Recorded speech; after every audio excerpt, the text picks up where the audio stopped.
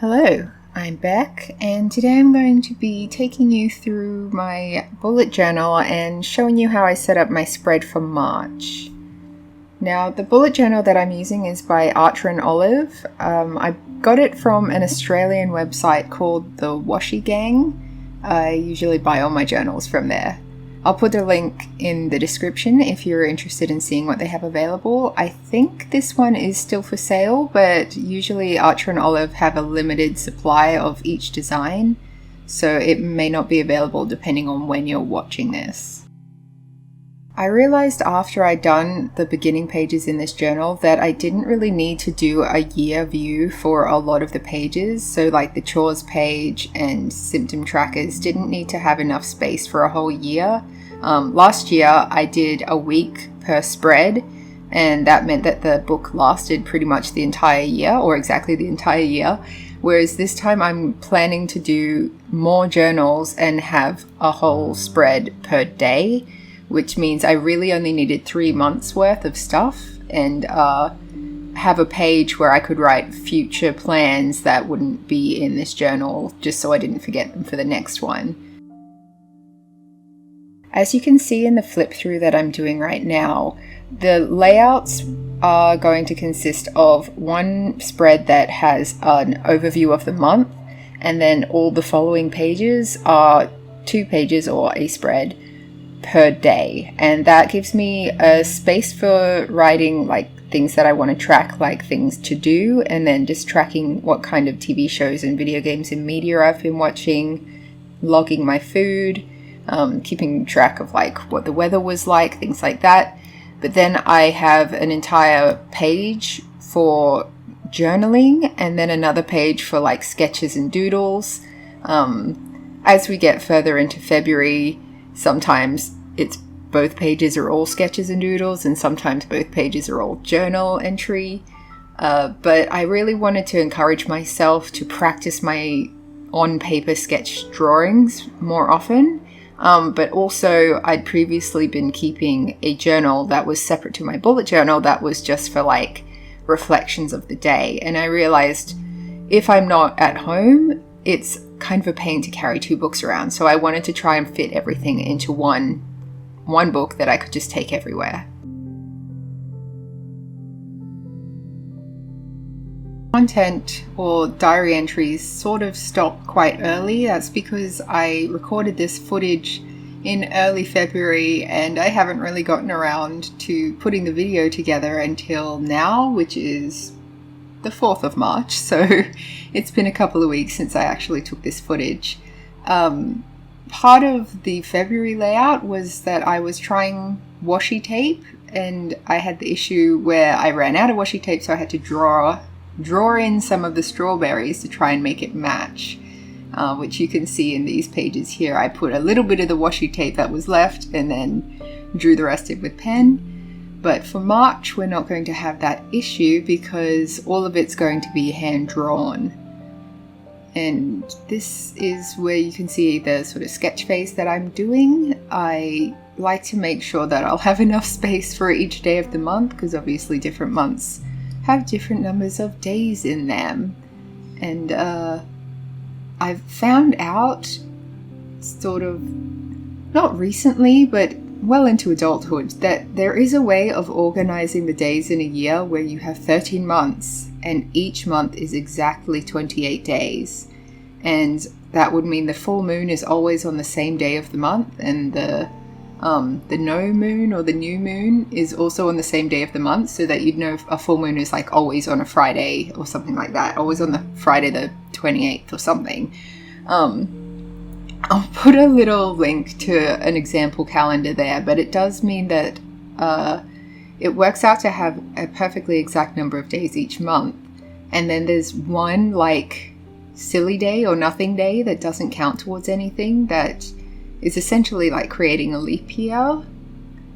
It's interesting. I'll link it below. It's interesting to read about, and it is a little frustrating that we have a year that's just every month is different, and so you never really know what day something's going to be on, or how whether you can fit your bullet journal spreads nicely into the design that you want to do. But with that little rant over, I decided that March would have a sort of a koi fish pond feel to it. I wanted to use a lot of oranges because I don't know why, but for some of the months of the year, I just have in my head that they are a certain color. I assume it's because I've been raised with, like, during January, it's the beginning of the year and everything's very fresh. So in my mind, January is like a very light yellow.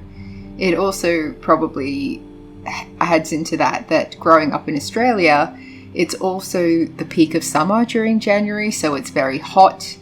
Everything is very bright. So unlike the other side of the world where people would associate January with like snow, it is the opposite for me here. So there's like fresh, like lemons and sunshine and going to the beach and that sort of thing for January. February is pink, probably because of Valentine's Day, and whenever February happens, there's a lot of pink imagery just in all the shops and things like that. Lots of love hearts and roses and teddy bears and things like that. For March, and I don't really know the reasoning, I feel like it's just orange and like more of a peachy orange, but I went for more of a vibrant orange with a lot of yellows and things.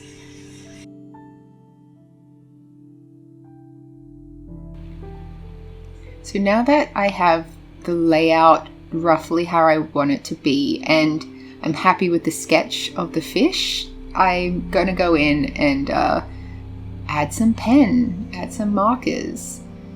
And comparatively to other bullet journalers, I don't have that many different markers, but I do like this particular one because of the width of the brush side of it. So it has a pen side and a brush side, and the width of the brush side lets you fill out the sort of space between the dots in the bullet journal. It fills out the whole space, whereas a lot of pens don't quite reach. So these are the peachy colors that I envision when I think of March. Of course, later on I will go in and add a little bit more vibrancy to it, but I felt like it was important to include this color as at least a little bit. Maybe not as the primary color once I'm done, but definitely it's on every page. If you're wondering which pens I'm using for this, I'll link them below and you can check them out if you're interested. I'm going to just let the nice music play while you can watch the rest of my process. A lot of it doesn't really require commentary, and it's a bit more relaxing to watch the drawing process when it's just music in the background. So I might add a little bit here and there, but otherwise, enjoy.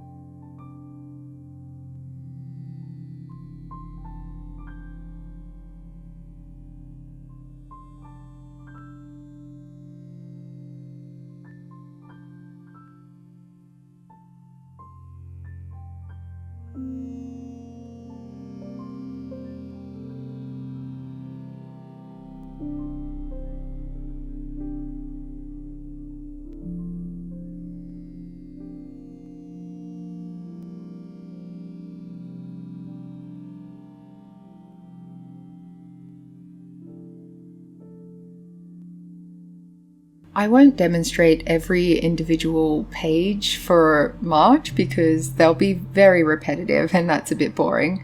But I hope you enjoyed watching this process and seeing the way that I organize my bullet journal. And if you have any questions, please feel free to ask. I'm always happy to help out a fellow bullet journaler. Thanks for watching this video. I hope you have a great month and I'll catch you next time.